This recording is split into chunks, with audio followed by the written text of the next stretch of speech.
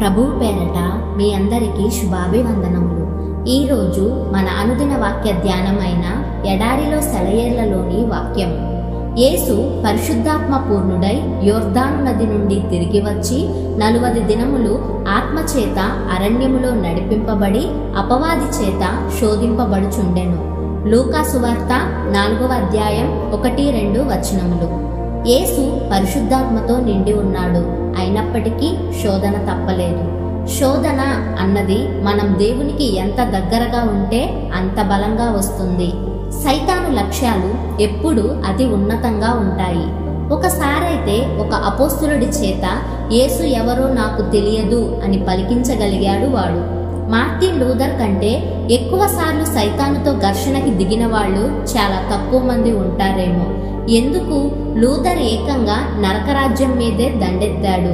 John Bunyan సైతానుపై సాధించిన విజయాలను ఎవరు వర్ణించగలరు?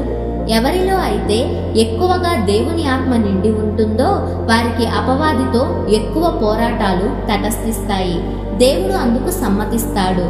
ఎందుకంటే తుఫానులు వృక్షాలకు ఎలా మేలు చేస్తాయో శోధనలు మన ఆత్మీయ జీవితాలకు అలా మేలు చేస్తాయి.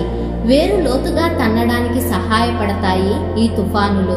పింగాణిని కాల్చడం వల్ల ఆ పాత్ర సౌష్ఠవం శాశ్వతమవుతుంది కదా. నువ్వు క్రీస్తు చేతిని గట్టిగా పట్టుకొని ఉన్నావని, ఆయన నిన్ను పట్టుకొని ఉన్నాడని నీకు తెలియదు. సైతాను తన శక్తినంతా ఉపయోగించి నిన్ను రెండో వైపుకి లాగుతున్నప్పుడు క్రీస్తు నిన్ను తన వైపుకి లాక్కోవడం తెలుస్తుంది. అసాధారణమైన కష్టాలు వస్తే అవి మనం చేసిన అసాధారణమైన పాపాలకు ప్రతిఫలం అని భావించకూడదు. కొన్నిసార్లు అవి అసాధారణమైన కృపకు ప్రతిరూపాలే. తన ఆభరణాలను మెరుగుపెట్టడానికి దేవుని దగ్గర పదునుగల పరికరాలు చాలా ఉన్నాయి. ఆయన ప్రత్యేకంగా ప్రేమించి ఎవరినైతే ఎక్కువ తళతళలాడేలా చెయ్యాలనుకుంటాడో వాళ్లపైన ఎక్కువగా తన పరికరాలను వాడతాడు.